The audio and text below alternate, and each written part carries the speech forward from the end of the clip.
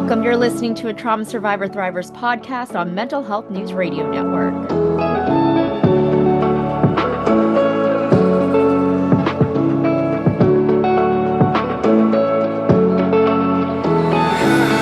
Thank you so much for joining us. I'm Lorilee Binstock, host of the Trauma Survivor Thrivers podcast on Mental Health News Radio Network and anywhere you get your podcast.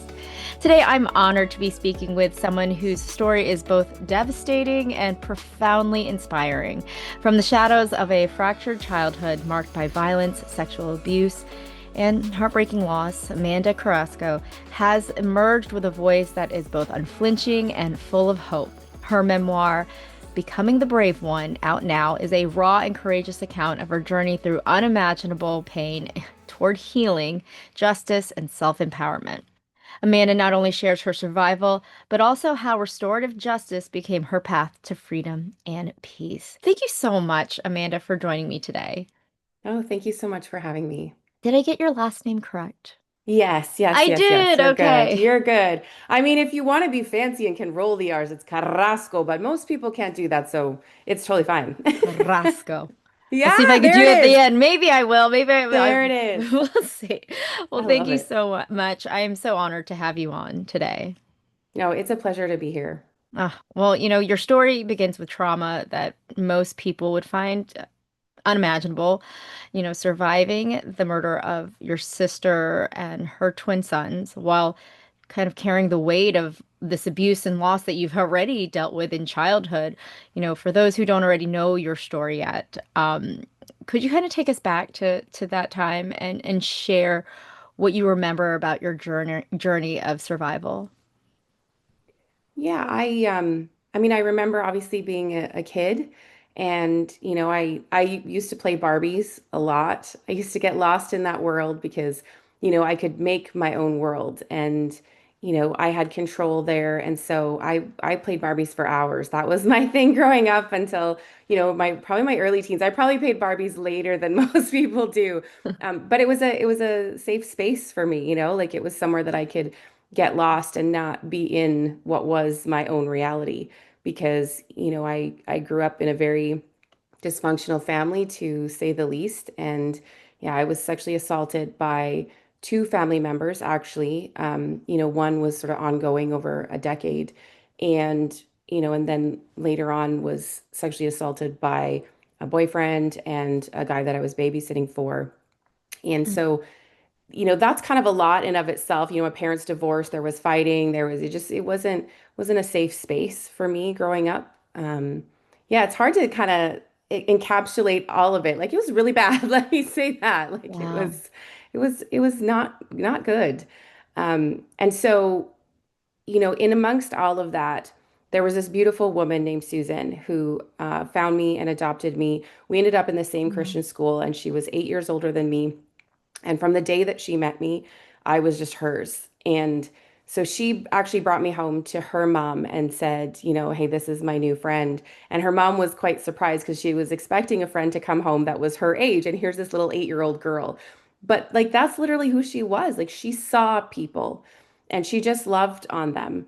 So she had her own journey of struggles and was working on it. And I think she wanted to impart to me any of the wisdom and insight that she was gaining as she was healing and so that I could too. And that was beautiful and amazing. And I didn't really have a lot of that in my life. So she was really caring for me over the years and eventually ended up with legal guardianship of me. And whenever we went out anywhere for the length of time that, she was on this earth, she would always introduce me as her sister. So she's my Mm. sister. And I do sort of make the distinction that she's not biological, but it just goes to show too those strengths of relationships that are not necessarily through your DNA, but those are the relationships of the heart, and those can be just as meaningful, just as Mm. impactful. And I'm Maybe so more. thankful for them. Yeah, exactly. Right. Because it's by Mm. choice. Like, you Yeah. don't have to love me, and yet you're showing up in my life. You choose me, and I'm here. So, in an ideal world, our biological family is safe. They love us unconditionally. But when you don't have that, to have people that are stepping into that gap for you is significant. So, she did that for me. And I was living with her and her husband and their children. And yeah, she had guardianship. She was taking care of me, raising me. And I loved her. She was my light in all of that darkness. She was my hope that things could be different, that I could heal, that I could, see better. Because she saw that like I had no self-worth at that time. I Mm. was making poor decisions in who I was hanging out with and what I was doing because, when you're surrounded by what I grew up in, it's not possible to have a level of confidence. Yeah. So she wanted better for me, and I knew that always. I knew she loved me and was always encouraging me, even when I was like making the stupidest of mistakes. But she was married to a man who I would, to put it mildly, was very selfish, and he didn't want to be married anymore, and he didn't want to be a father anymore. And so he had a plan, and that was to murder all of us and, take the insurance money. So the night of his plan, I actually had a fight with my sister because I wanted to go on a road trip with a boy. And she said no because I was 16 years old. And no, you Mhm. can't go on this, 5 hour road trip. So we'd had a fight because I felt like she was too overprotective. And I left and, I said, I want to sleep over at my friend's house. And she said, that's fine. So I went over to my friend's house and I got a phone call from Susan, and she said, I know we're fighting, but like I want you to come home tomorrow and I want us to talk this through. Like I don't want us to, be in this bad space. And I said, yeah, yeah, like absolutely. I get it. I understand. Like I can do that. I'll come home tomorrow. And she said, okay, great. And so the last words in her life to me were, I love you, Oh, because that night her husband did succeed in murdering her. One of the twins, the other twin, ended up being on life support and dying a few days later. So, yeah. wow. Wow. That is a lot to go through once on top of the trauma that you were already trying to heal from. How was it on that journey even, it's just surviving that and, where you are now in that healing process. How did you get there and how long did that take? Well, we're, 30, little over 30 years now from when she died. So 3 decades, really. And I think I would describe before I lost her, I would kind of describe as trying to survive, like trying to grasp and, figure things out and kind of clunk along. And then when I lost her, though, it's almost like I went numb, like a zombie, Mm. because it's too incomprehensible, to live through that. And of course, like at the very beginning too, we didn't know it was him because he wanted to Oh, get away wow. with it. So he had a plan. So I thought there was some random person that had come in and murdered my family. I was being interrogated by the police, by myself, like because Mm. my guardian was gone. And so it was, and then I ended up having to go back to my biological mom and living with her because there wasn't an alternative like I had been with my sister. So it just, yeah, it went numb. Like there's a lot of black spaces, things that I don't remember. And I just kind of got through. This happened in the beginning of my grade 11 year. And so Mm. like I really don't remember my last 2 years of high school. There's just nothing. Like I don't have a lot of memories because it was just too overwhelming. I think it was almost like walking around in a state of shock for years Wow. and just doing life. I didn't have counseling. I didn't really have a lot of support. It was just what it was, and we just kind of did what we had to do to get through because the whole community was in shock. It was a small town that I grew up in, 15,000 people, Mm. so tiny community, and it just rocked the entire community. I think we were all in shock. So it was very hard, and you just got through each day. That was it. It wasn't about, thriving or anything. It was like, what do I have to do to make it through today? So it was like that for a long time. And then you reach a place where you're like, okay, I'm starting to breathe again. I'm starting to open my eyes again. But I mean, when you're carrying that much trauma, it's not something that you can really do on your own. And so I just tried to block as much of it out, not really think about it, and just kind of go, what's in front of me. The problem with trauma, though, is it doesn't go away. Mm. Like It it's creeps still right back there. up. Absolutely. And it's influencing and impacting every decision that you make, whether you want to acknowledge it or not. It does that. And so that was happening to me. And I was continuing to make, not great decisions and struggling in life. I wasn't, I mean, I was surviving in the context that I was alive, but I wasn't surviving in terms of life and who I wanted to be as a person and how I wanted to show up in the world. where I wanted to go with my life. That wasn't happening. So I was really, really struggling. And it came to a point in my sort of mid 20s where I was like, okay, I think I don't want to die, but I don't want to live like this. So is Yeah. there an in between? And I actually called like a crisis line and they said, like, are you suicidal? And I said, no, no, that's not the point. Like I don't want to die. And they said, unless you're suicidal, we can't help you. And Ugh. I was like, Lord, like, how Somebody do help we, me. Like, yeah, because how do I, but I don't want to get to that point. Like, I'm like, I'm asking you for help because I don't want to get there. But if I don't get help, that is where I'm going to be. So can you right. step in, like a few steps back before I get to that point? Because I'm telling you, that's where I'm going. So I realized, like, okay, this isn't going to happen. I've got to figure this out. But there is no other alternative. So I started, reading anything that I could, self-help books, all those kinds of things. I did start finding some resources, some counselors. I started building community, going to small groups that were addressing issues of self-esteem and self-worth and, all those kinds of things. And so it's really been about a 20-year journey to where I am now, where I can say I like who I am, I like myself. And Oh, and obviously in terms of success by definition of the world, like I'm a partner in a nonprofit that does incredible things, in California. I have a for-profit company in Canada. I've raised my children. I've got four, children. I'm a single mom and they're amazing. Two of them are adults now. Woohoo. And they're making great contributions to the world, so things have definitely progressed, but it's been a lot, pardon me, a lot of really hard work. yeah. Yeah. So you said that they didn't know who actually had did all of this, who murdered your sister. Um, how long did it take? And what was that like for you to find out it was her husband? There were a few people that had kind of seen some things.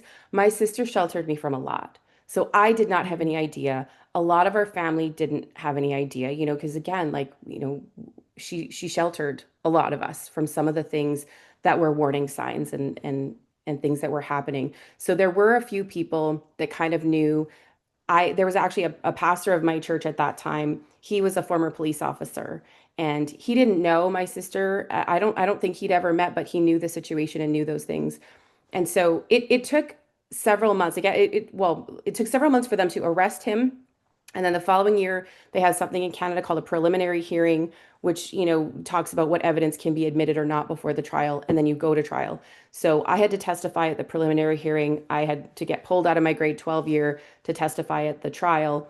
And it was at the preliminary hearing that things started coming together because I started learning things about him that I didn't know that didn't align with who I knew him to be. I knew him to be as Mhm. a loving father and husband, caring big brother, um, those types of character traits. And some of the things that I learned about him, like after his family was murdered, going to hire a prostitute and just some of these different things, like I was like, this isn't who I know him to be. And what's going on with these financial things and what is happening? And even some of the interactions I had with him felt weird. And I know we like to put, people who are grieving and victims in certain boxes. This is how we expect them to be. So when I had some interactions with him and he wasn't responding in a way that I was expecting, I minimized it and just said like, that's just how he's grieving, like, Yeah. but he really seemed indifferent. There was not a lot of emotion whatsoever. And I mean, I was falling apart. So things started sort of piecing together and eventually I realized that the police had arrested the right guy because I used to write him letters and be like, you're going to get out, we're going to find who did this, Oh. don't worry. Yeah, I'm this 16-year-old girl. I would go to the police station, I would hand them this little note that I had folded up like little, teenage girls, at least they used to. Now they don't. I guess it's electronics, right? They're texting and Right. Snapchatting. That's right. Right, we That's used right. to have paper that we had to fold into And the fun really little, cool things. Yes. yeah. Yeah. So I would fold up these little letters and I would take it to the police station. I'd say, please give this to Dean. And they would do that. And I believed in him, because who I knew him to be was not a man that would murder his family. So to then find out, no, no, the man that you believed was a facade. That's not really him. There's much more. We just believe people like you're showing up in my life this way. So this has to be who you are at all times. But people are three-dimensional. They can show up in different ways. I mean, even for myself personally, some people really love me and think I'm super great, and other people don't. I mean, I've showed up in people's lives and been on a bad day or been cranky or not like something, and I'm rude or I can be Yes. irritable or short, right? So your experience with me might be different than someone else's. And so, but I didn't understand that concept, like especially when Mhm. you're young, the world's black and white. So as you Right. get older, you get more depth, you realize there's 3D, that people can show up in different ways, that all of these things can be true at the same time. Was he loving and caring to me? Yes. Like I was never afraid around him ever, but he still was the same guy that did this. So that betrayal actually, I think that was very hard as well. And it certainly undermined a lot of trust that I had in relationships and people because I trusted him. And I mean, and he would have killed me too if I'd have been home. That was the plan. Oh my gosh. Well, I can't believe that that's something you had to live through, and just your whole idea of a person just was just rocked. Um, wow. Well, restorative justice, it became a pivotal part of your journey. You know, Many people don't fully understand what that means beyond the term itself. Could you explain what restorative justice is and what it looked like for you? Restorative justice is a concept about relationships. We see justice as courtrooms, judges, prisons, that type of a thing. Something that's outside of us, something that people do for us. And yeah, it takes place in a courthouse and within cells. So restorative justice is really about bringing the victim back into the center because right now we have a prosecutor who represents the state, not even the victim themselves. It represents a state. And then you have the defendant and they're essentially at odds against each other. They're pit against each other. They're fighting against each other tooth and nail. Restorative justice says, hold the phones here. Like, we have a victim, and that's how we got here because there's a victim. And so it brings the victim back into the middle. It gives them power and a voice, which is huge because we as family, family survivors of homicide, we sit on the sidelines. I was there at the disposal of the prosecutor. I went when he called. I answered what he said. I did what I was told. And then when it was over, we were done. And there was not support, there was not help. So we're grieving, we're in loss, and we're stripped of all power and any ability to use our voice and what we want or have a say. So restorative justice says, no, no, the victims need to be at the center. So we need to ask who was harmed, what happened, and how do we meet their needs? How do we go forward from here? Because you can't go forward without addressing what's happened. So, and it's got to be victim centered. Like this is really important because they've lost this power. It's a sense of being able to regain power and your voice, and someone else can't determine for you what you need. I've seen so many different cases that are so unique where a victim says, this is what I need, and it's not anything that anyone else would have thought of, So Mhm. we have this, one size fits all. You guys fit into this box of justice, and restorative justice takes this unique approach to the context of who the parties are and how they got there. So for me, I actually ended up having two restorative justice circles. And restorative justice can be a face-to-face meeting, but it doesn't have to be. There's alternative options, letter writing, surrogacy, and it can come at any stage. So it can come at the beginning of the process and working with offenders and victims. Maybe, there's a collaborative sentencing project where they work together on deciding a sentencing plan together. Like, could you imagine as a victim being able to have a say in, where this goes? Mhm. It's a there's I've seen the cases that have come out of that pilot project, and they're amazing. The healing that has come out, the empowerment for victims, and the judges on those cases have sentenced the defendant exactly according to the plan every time. So it's really significant for all the parties. Lowering recidivism rate, like people go into jail, they experience more trauma because prisons are horrible places, come out into Mhm. society and we're like, okay, go be good, but I don't want you to be my neighbor. Why? Because we know that you haven't dealt with your stuff. You're still not really safe, but we've got to let you out. So, Right. this really um, it allows the offender to develop empathy, which is huge because a lack of empathy is a significant factor in causing crime because you dehumanize the people that you're hurting. The other thing too is accountability. and having to walk through how did I get here and what do I have to do differently in order to not end up back here. So the recidivism rates are so much lower than what we're currently seeing in terms of our justice system and why we have so many incarcerated people, why it's just a vicious cycle. We need to stop the cycle. Like it's not working, and restorative justice isn't new. It actually comes from indigenous practices and cultures that have been really beautiful and healing and focus on this idea of community, that justice is within us. It's not something that we hand over to these other sort of trained professionals to do. And I love the law. I'm working for my license in Canada and the US to practice law. I have two master's degrees in law. I love it. Wow. But we have to do better, like our system's failing. So Mm-hmm. for me, before I even knew what restorative justice was, I knew that I had questions in regards to one of my family members who had sexually assaulted me. Mm, And I arranged a meeting with him. And I don't recommend this for anyone to do this on your own. There are amazing organizations that can help you if you want to, facilitate some type of conversation, look at a restorative justice circle. Please do not do that on your own. I didn't know mm, what restorative justice was. And I arranged this meeting. And so my family member sat with me and I was able to ask questions, which was really helpful because sometimes the offender is the only person that can answer those for you. right. So that's really important. And I got some really important answers that I needed, and we engaged in this dialogue. And thankfully, and I know a lot of people don't get this, and so I feel very, very privileged that he took full responsibility, full accountability. And he had worked through like how he got to where he got to, why that happened. He was Mm, so remorseful. And he said, Amanda, if I could go back and change it all, if I could take it back, if I could do anything, I would. And he was genuinely sincere. And so we still have contact to this day because I just saw the change in him and I knew change is possible. So wow. 28 years after the loss of my sister, I, did know what formal restorative justice was. I had started, exploring and looking into that again because I love the law and I saw this connection and was very curious about what this was.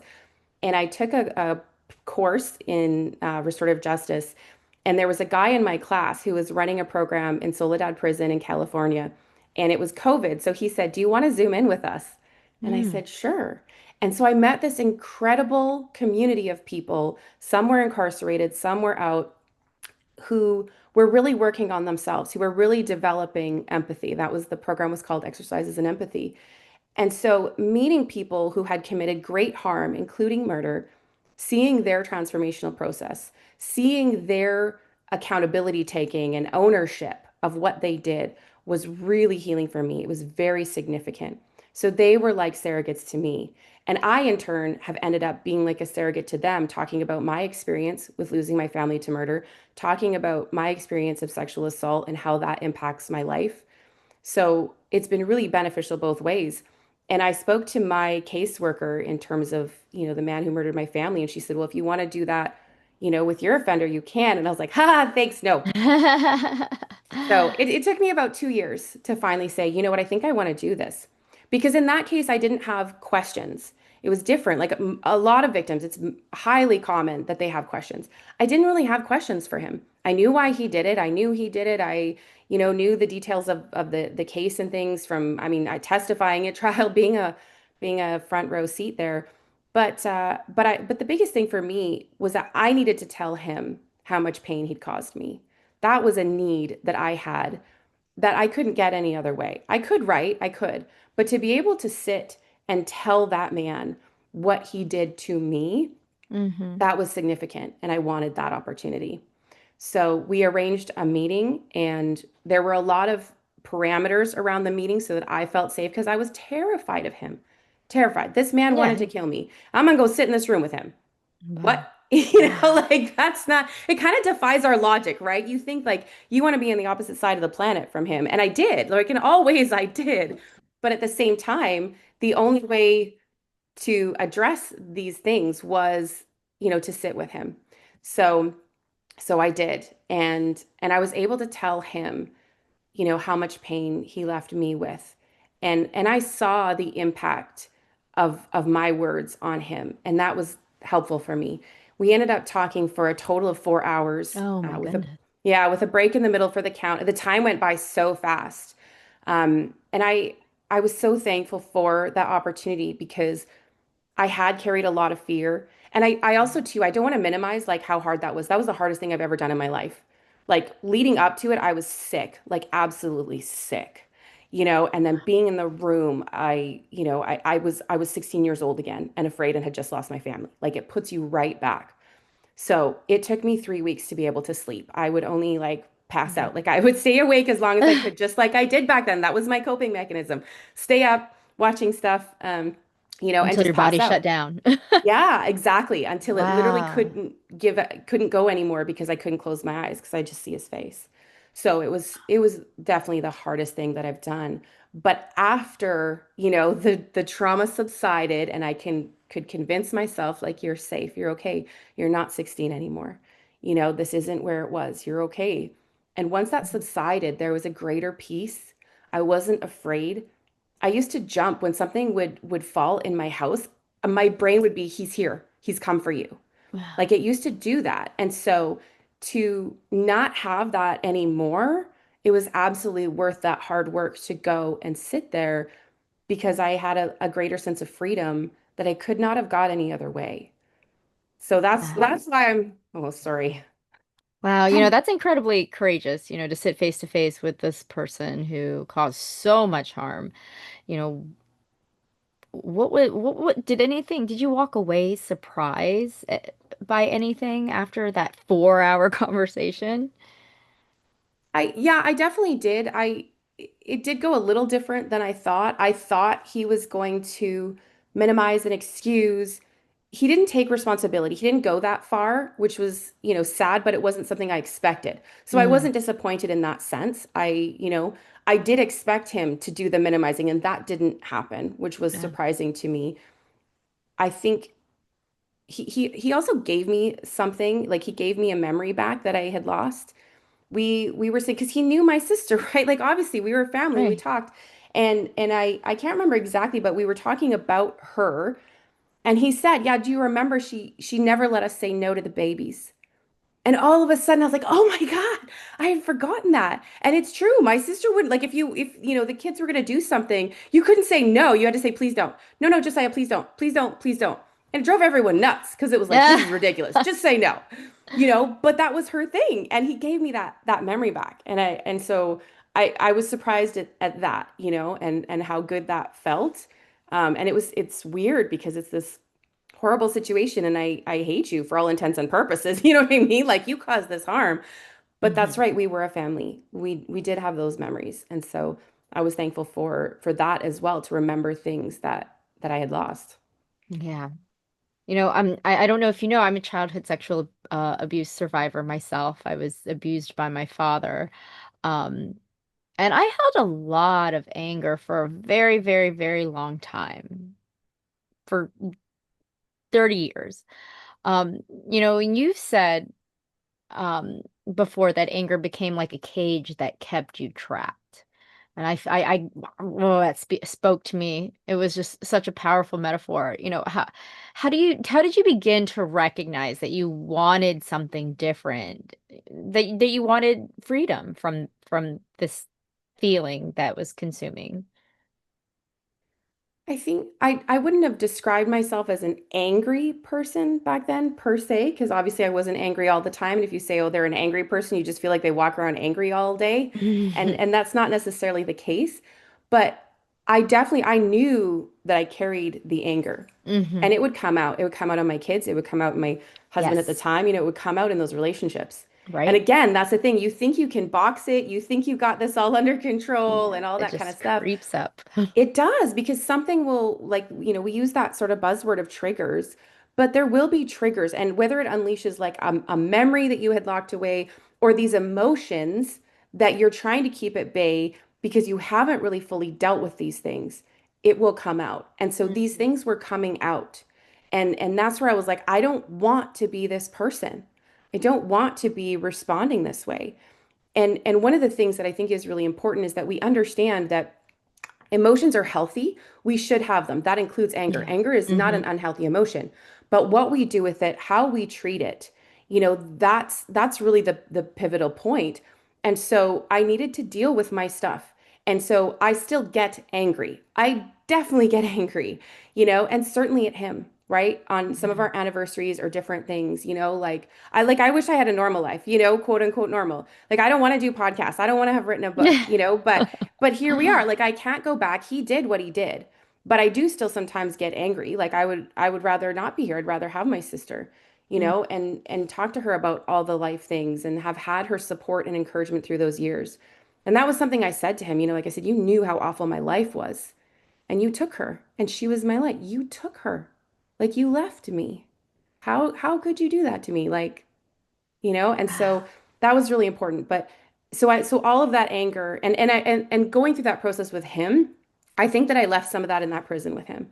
I left some of my pain, I left some of my anger, and it's because carrying those things is literally hurting me. It's bogging me down. It's impacting my relationships with people.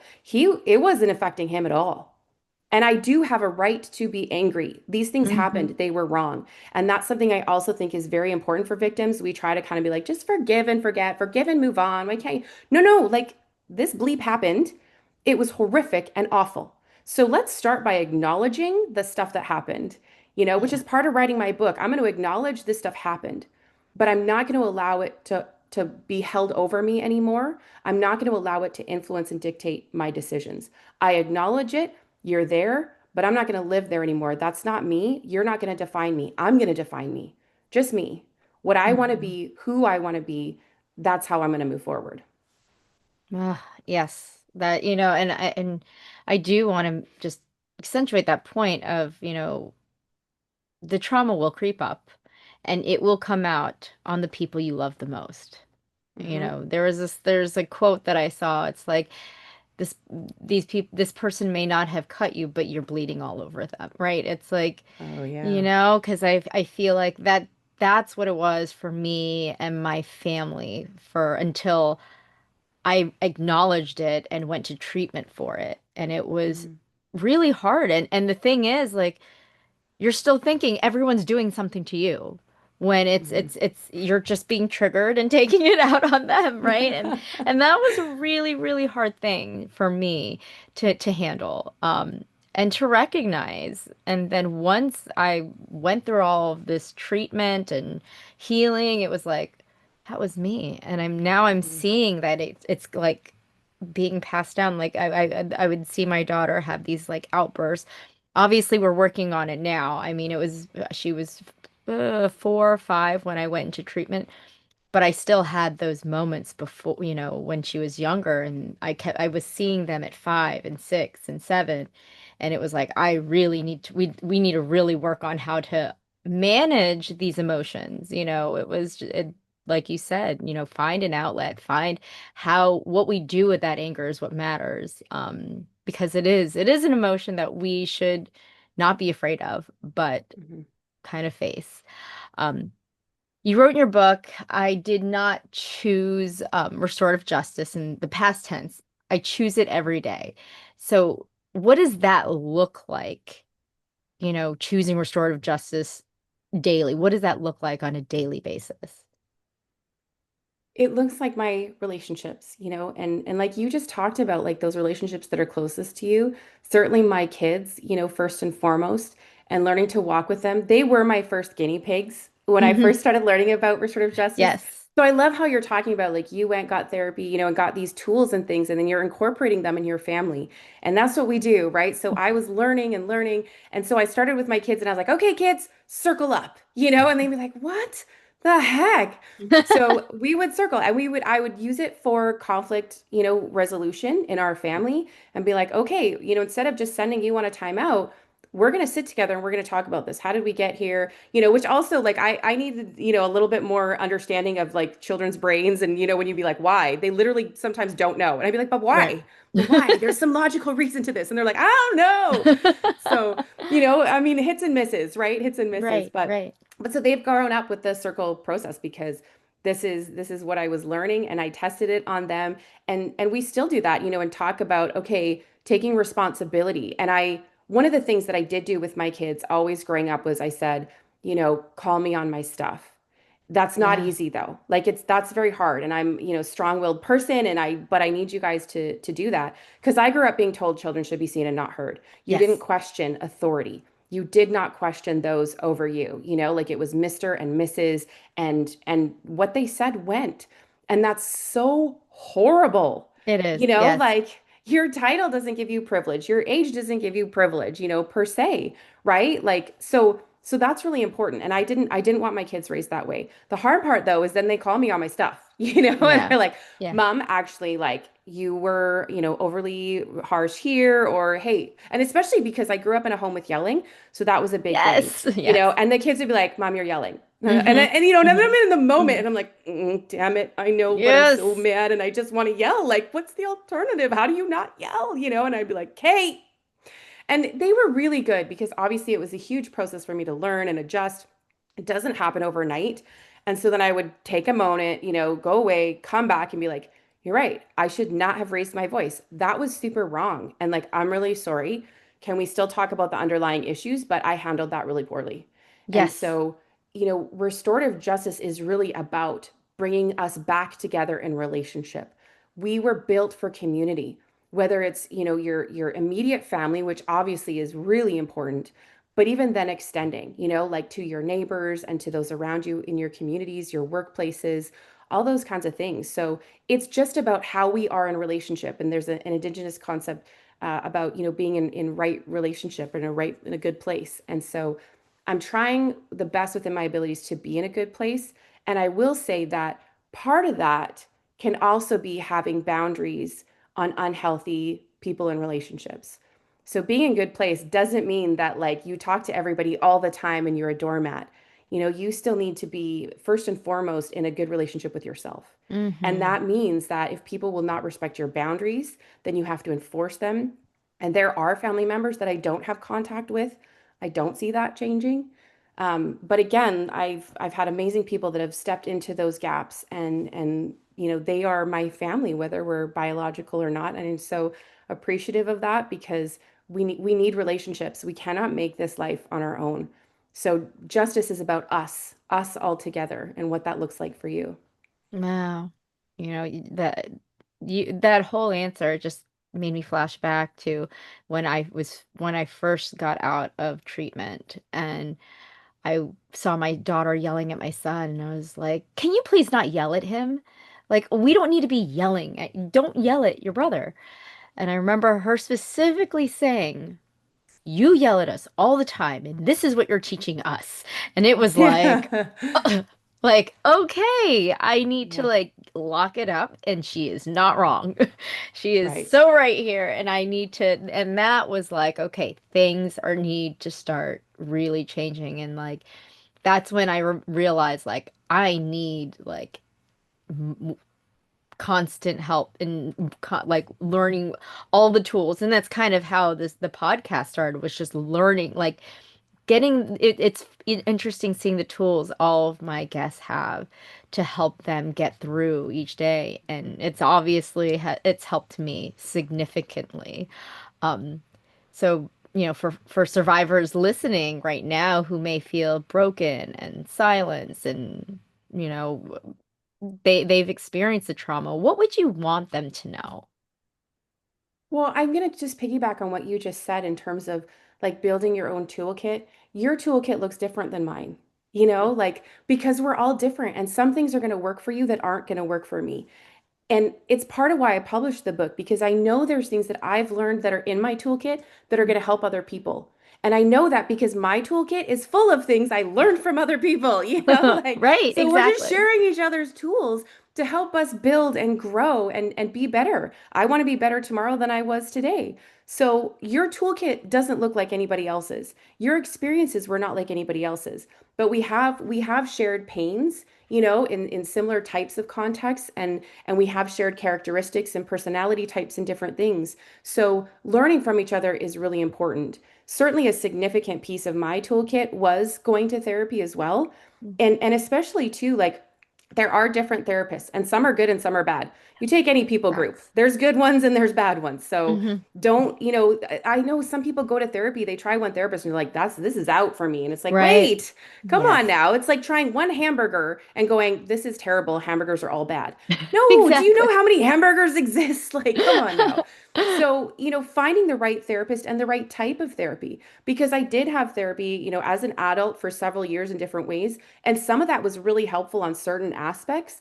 But then I ended up a few years ago going to EMDR therapy. And when you've got like Hmm. serious trauma, you need a serious doctor, Right. like Right. that can really dive in there. Your GP doesn't do brain surgery. There's a reason. You need Right. some specialists. They have special training that can really help you dive into those things and in a safe manner. So Yeah. I would definitely say if you're listening and you have some significant trauma, please don't be afraid to reach out and ask for help. Don't be afraid to fire your first therapist. If that's not Yeah. good, if it's not helping, just don't give up. Keep going and reading, listening to podcasts. You're doing the right thing right now by listening to this podcast. You're in a good place because this is a fantastic podcast for good Oh, reasons. thank you. I love that. Yeah, that's what I was like, oh my gosh, it's a privilege to be here. It's Oh, exciting that thank for, you. you to be sharing your journey so openly as you do and connecting people. That's what this is. It's all about connecting people, their stories, their tools. We will grow together. I can't get better on my own without anything. I need other people. I need workshops. I need books. I need people in my life, my kids to be calling me out so that I have to deal with it and it takes practice. For years in my family, I learned all these unhealthy traits. And Hmm. and I still love my biological parents regardless of all the stuff. Like I still love them, but I have to be honest about the negative things that I inherited from them and the fact that I will just pass those on unless I learn and practice differently. It's like you don't show up on a football field one time, and then you get to go to the NFL. And I say that because I love Right. football. So I'm using a sports analogy. But, like you go and you practice and practice and practice. Even the professionals, they're out there practicing. We have to practice these tools and techniques. So having a community of support people, and I have certain people I call, like if I'm struggling with, something with my ex-husband, I have like one particular person that I call and be like, oh my gosh, this is what's happening. Or another one when I'm in a shame spiral because we both really love Brene Brown and some of her teachings around vulnerability. And I'll text and be Mhm. like, I'm in a shame spiral. And she's like, okay, let's walk through the steps to get out of a shame spiral. And I Yeah. had to learn in order to be able to name some of this stuff and recognize because I was just walking around in the state of being triggered and these things happening and not Yeah. even really realizing it. And so now I'm so excited that I'm in a place where I can see things in my life. I can see, when there's negative thoughts in my head, I can see it. It's still there. I'm still wrestling with it. And like last Thursday, I was on my kitchen floor crying. And I just was Mm. like, I'm just tired of fighting sometimes, because there's days that the fight is harder than others. It Yeah. just is. And, but I'm so thankful that I have things to fight back with, and I Right. look at where I am now and I go, okay, I'm not where I want to be yet. However, like Amanda, look at where you were. Don't forget that. You got to have that forward gaze to keep pushing you forward and go, we're not there yet, keep going. But when you get discouraged, when you get disheartened, look at any victory that you can hold on to and be like, hey, I did that. Or I'm Hmm. I'm not there. Like look around you and be like, okay, what are the things that I can hold to and use those to be like, okay, this is worth going. Let's go. Another step, another step. What's the next right decision I have to make right now in this moment? That's Wow. it. Yes. Wow, that's powerful.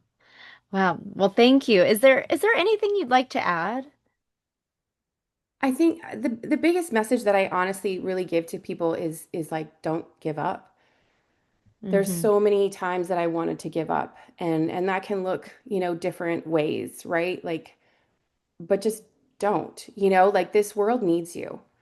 And we don't I don't think we realize how impactful our lives are. I know I have a friend who struggles with like extreme depression and has for years, and I keep telling him like the world needs you. I know you don't see it. I know you don't feel it, but the world needs you. Like you have contribution and value. And so you don't know. If you weren't here, you would be amazed at like the loss that this world would have without you. Because Hmm. this world is at a loss without my sister. She was an incredible human being who loved, who was struggling, who was trying, and who she would have been now if she'd have been given that chance. So don't give up. keep pushing. You are worth it. And if you need help, reach out. Uh, Yeah. Go to my website. Like Yes. we'll connect up. We'll have a chat.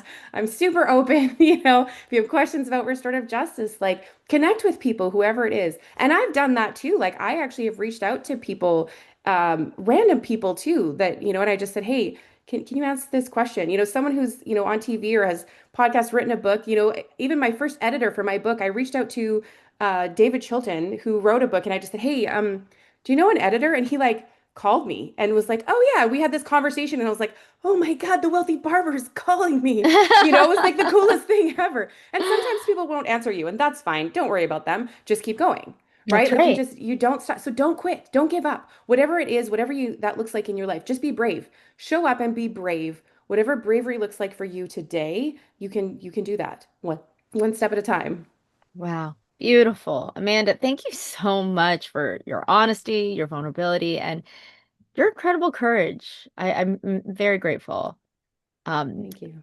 Becoming the Brave One is more than a memoir. It's be a call to bravery, and I know it will resonate so deeply with our listeners and viewers. And for those who want to learn more, you can visit Amanda's website at Amanda Carrasco. I get there .com. Yes, yes, That's a perfect. two R's, Yes. Amanda, and I'll have it in the show notes, and I'll also put it there on the screen. But AmandaCarrasco.com.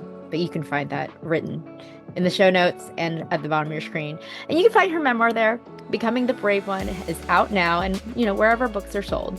And thank you so much to everyone for tuning in to a Trauma Survivor Thrivers podcast on Mental Health News Radio Network. I'm Lorilee Binstock. And don't forget, you can visit traumasurvivorthriver.com to catch past episodes of this podcast and also access the latest issue of Authentic Insider magazine.